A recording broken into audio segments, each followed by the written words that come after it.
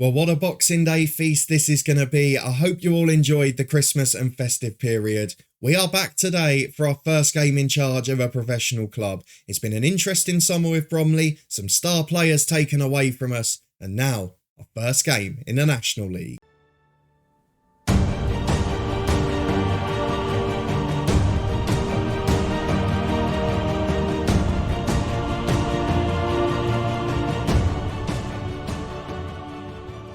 Yes, hello and welcome along to part 43 of the Head Coach with me, Daniel. Yes, it's Boxing Day. Yes, everyone's in the festive spirit, but we've got something a little different. A new job, our first game in charge of a professional club, but it has not been plain sailing this summer since we took charge of Bromley. As we mentioned in the intro, some players forced their way out. Our new director of football has been trying to replace them, but has had mixed success. Thankfully, though, as you can see from the top right of the screen, there's an affiliate club that we didn't look at when we joined the club. And they have been really helpful to us, our senior club. So we'll go and have a look at our new staff, including the director of football, our new players who are going to be with us today, see some of the big sales and head to Southend with our first tactic of the season. So if you're looking forward to all of that and do like the sound of it, then please do put a thumbs up on the video. Of course, this is going to be an interesting season. We're expected to be in the playoffs. There's some money in the club, largely due to the summer sales. And there is that expectation. So let's see if we can deliver. We start with the transfers because there's one player trying to be signed on loan. I'm not going to worry too much because anyone outside our parent club has refused to join us on loan so far. So with all of these guys, I think it's better that we just meet them when they actually join. In terms of transfer history though, you can see immediately a couple of big outs, and particularly one player that we plan to build our tactic around, which makes it quite difficult. If we go back to the end of the previous season, we joined right at the end. What I didn't realise is the two players that were sold this summer were signed for free the year before, so the club clearly does sensible business even without us. Let's go and have a look this year though at what our new director of football has done, and then we'll go and meet the man behind all these signings. Let's have a look at the two outs first, because when we met this squad, we planned a tactic with a holding midfielder purely for this guy, Harvey Griffiths. A brilliant defensive midfielder, fantastic on the ball. Didn't have the biggest physical edge, but we weren't worried. We wanted everything to tick through him. Not the case now. He's gone to Peterborough for a couple of $100,000. I think there was a sell on for him. Let me go and have a quick look. Yeah, 20% profit for him. Not for the next one, Carl John, but we do get a sell-on clause if he does well. So it's the normal Peterborough model, you've got to say. Signing players from lower leagues, giving them a chance and then pushing them on. Harvey Griffiths likely to be one of those. And then the second one is really frustrating, and you'll see why when we look at our lineup later on. Kyle John has gone to Shrewsbury for about £50,000. They agreed to play a friendly against us as well, so it's not all awful, but he was the best right back at the club. Again, he was part of that tactic because he allowed us to play wing-backs. That's going to be a bit of a struggle now, but we've lost our best right-back. We've lost our best full-back in general. And unlike the Griffiths one, which I can understand for the money and for the additional clauses, I'm a little bit peeved about this one because I don't feel we got good value. He's only 26. He should have gone for more, and maybe we could have got a sell-on too. But those two have left the club now. We're $250,000 better off. We're potentially more in the future. But for now, it's all about replacements. We've got two players on loan from QPR who are brilliant. We've got one squad player at the top and then a couple of youngsters a bit further down. So let's start with Liam Cowan, who was the first signing into the club. Not the first player the director of football went for, but an okay signing. 2.5-star ability, 4-star potential, 20-year-old Scottish left winger, can play wing-back, attacking or on the left of midfield. He's very good physically. He's a decent crosser of the ball and his determination's okay. Everything else is a little sketchy. Poor technique, poor work rate, not great off the ball either. So there's a lot to work on. I wouldn't fancy him being a regular, but he was released by QPR as well. So you can start to see that he's not the most inspired or out of the box recruiting, but our director of football is using a local scene. And you'll remember when we talked about this job and taking it, one of the key things we said was it's in a good area to get players from local community clubs, and QPR, very good example of that for us.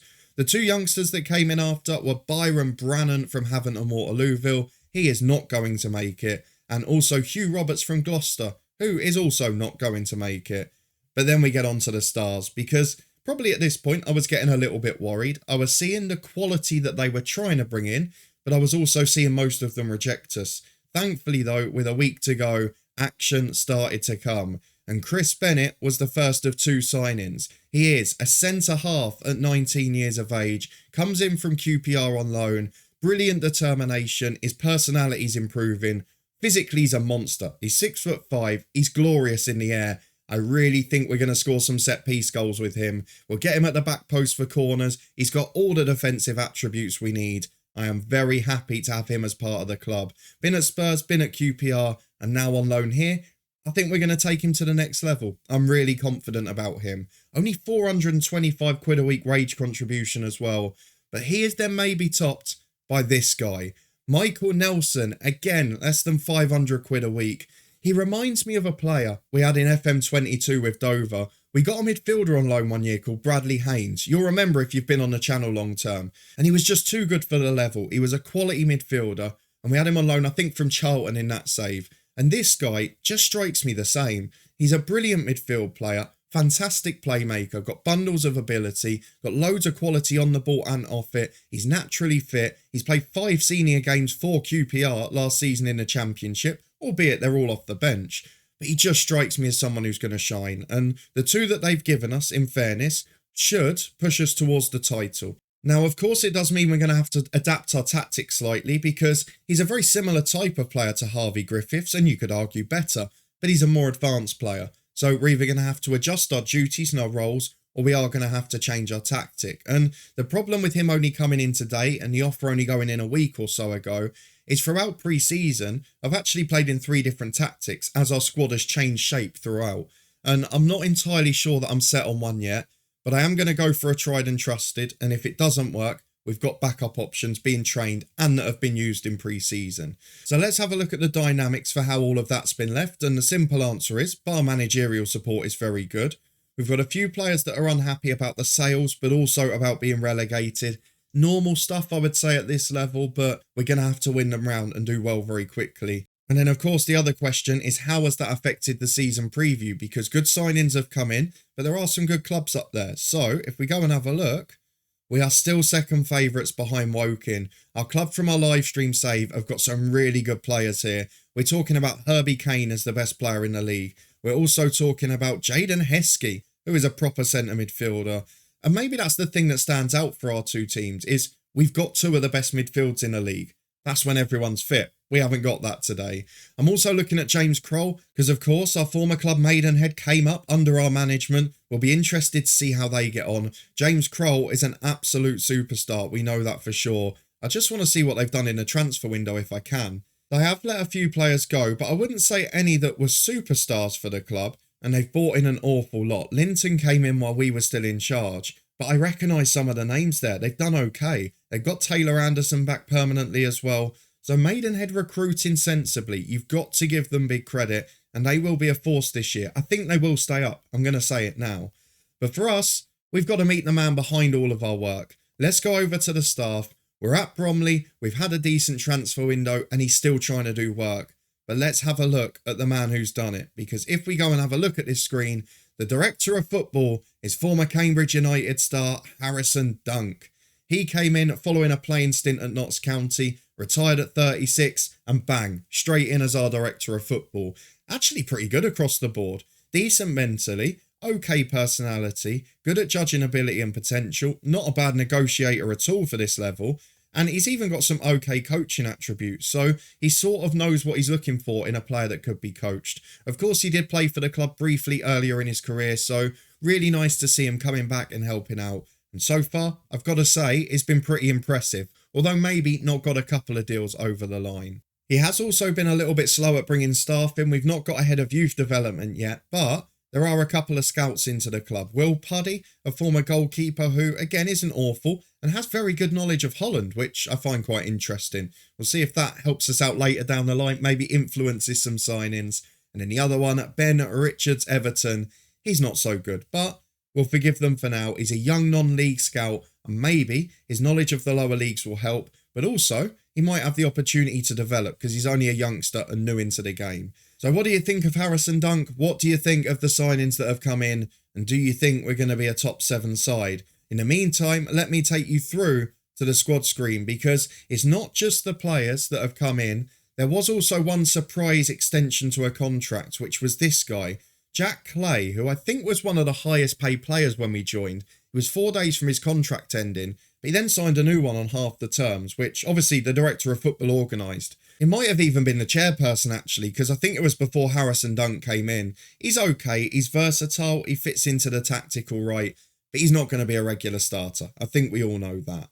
The problem here though, as you can see, is a few little injuries and suspensions, because our best player at the club is probably Marcus Sablia. He's also another one that's 6'5", who's a real threat from set pieces. He's suspended today, so we're going to have to make do without him. We're also without Mike Jones, who is one of our stronger young defenders. And finally, we're without Nick Freeman, who would have been a certain starter, or certainly a certain starter if Sablia wasn't playing, which we knew. So we are a little lighter in midfield than I'd like. We're a little lighter across the squad than I'd like, if we're being honest. But he's still got a side that I feel can compete. So let's go and get into our first game against Hartlepool. You've seen a brief glimpse of the tactic we're playing through what players are in what positions. But if we go through to the team selection, this is what I've gone for. And you can immediately see why I'm frustrated by the transfers, because Thomas Hill is a natural centre midfielder. He's having to drop in because we haven't got Harvey Griffiths. And we're also then not being able to play him right wing back, which is second best position, because we've lost Carl John, Sablia and Nick Freeman all for today's game. Our backup fullbacks then, in the likes of Ollie Morris and George Thomas, they aren't natural wing backs. So I'm almost tempted with the advanced playmaker on that side to maybe just go and then do this and drop him to right back.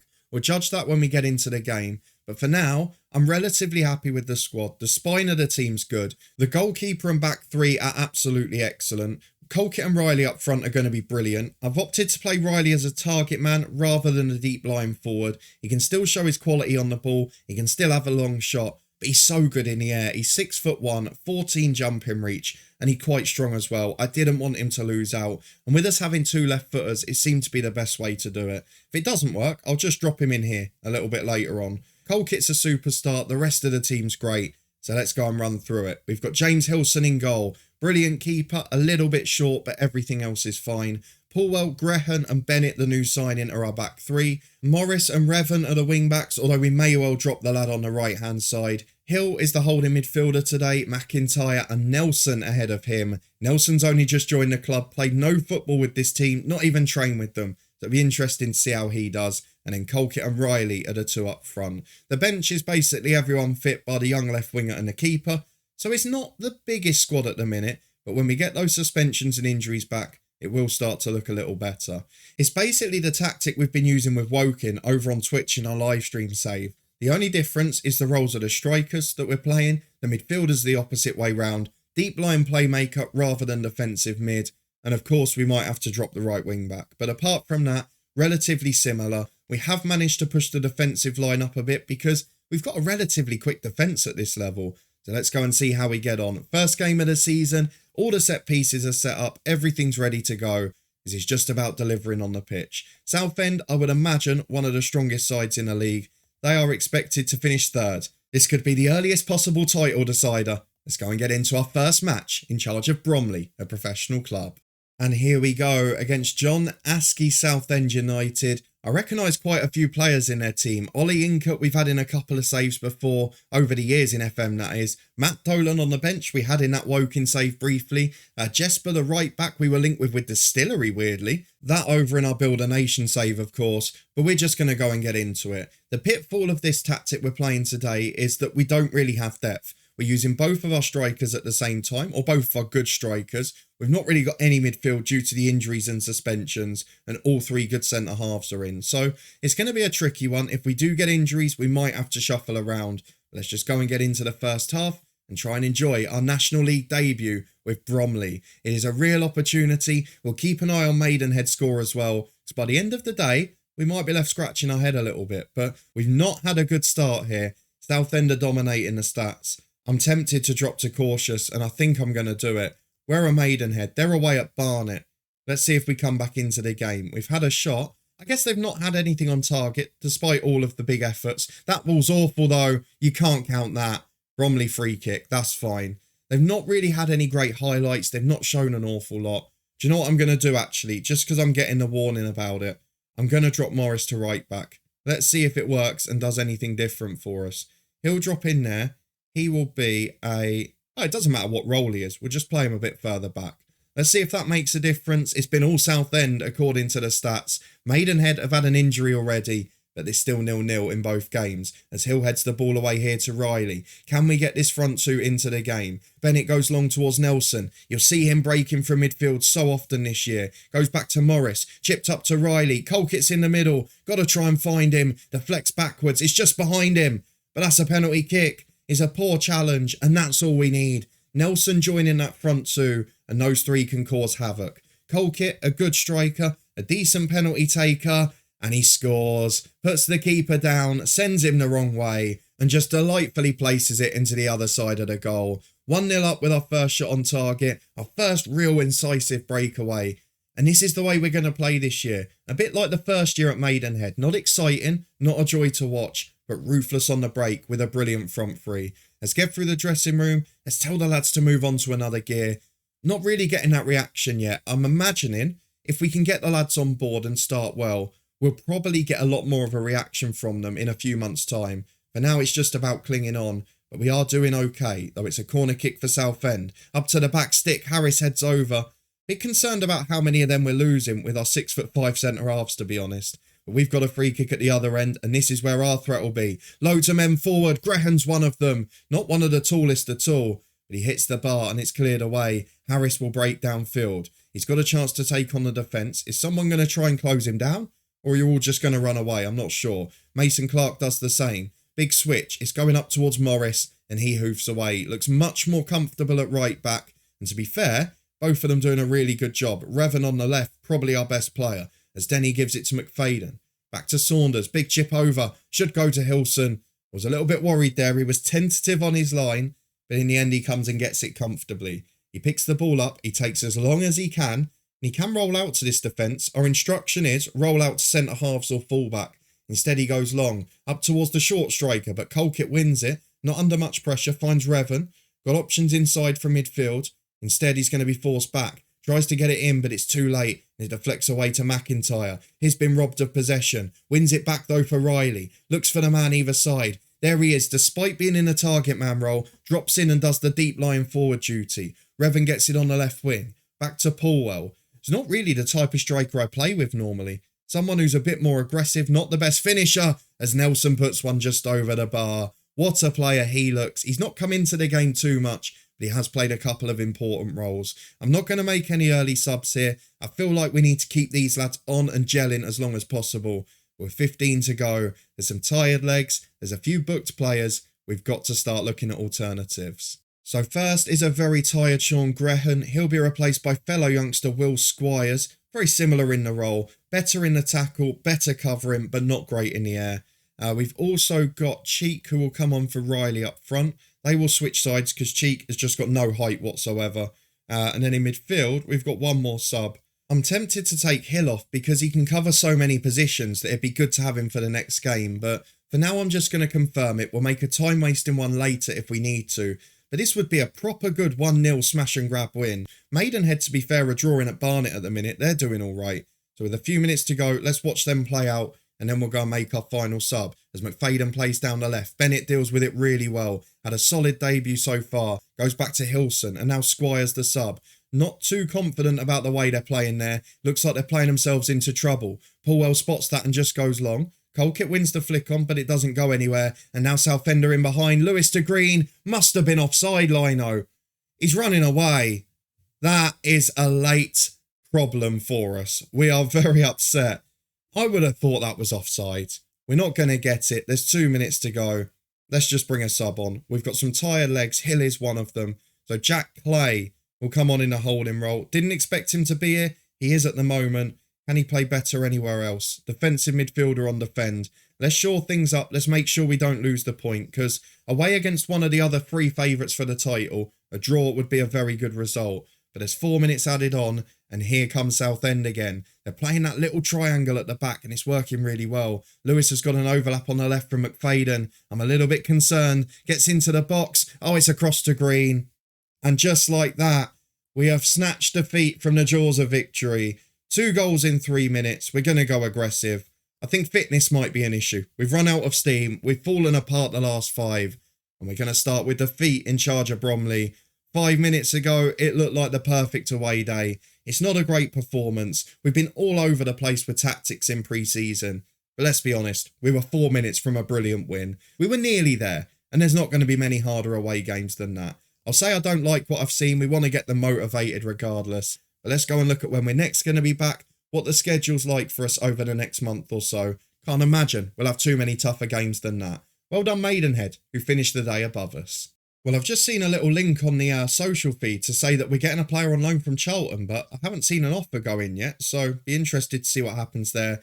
Disappointing collapse. Cheek apparently going for a pay increase. Not sure what he's done to earn that other than make a couple of sub appearances. And for Bennett, it wasn't just a debut for us, it was a professional debut. And for 86 minutes, he did pretty well. Let's go and look at the schedule though for what's coming up next, because on paper, it's a very strange month. Woking are the title favourites. We've got them in the 4th game, but I'm not going to come back that soon. I want to leave it till sort of mid-September time. We've got games like Hartlepool and Barnet, sides that are established, former EFL teams, and sides that are obviously in and around London too. Let's have a look at who else are among the favourites at the top. We go to the season preview again.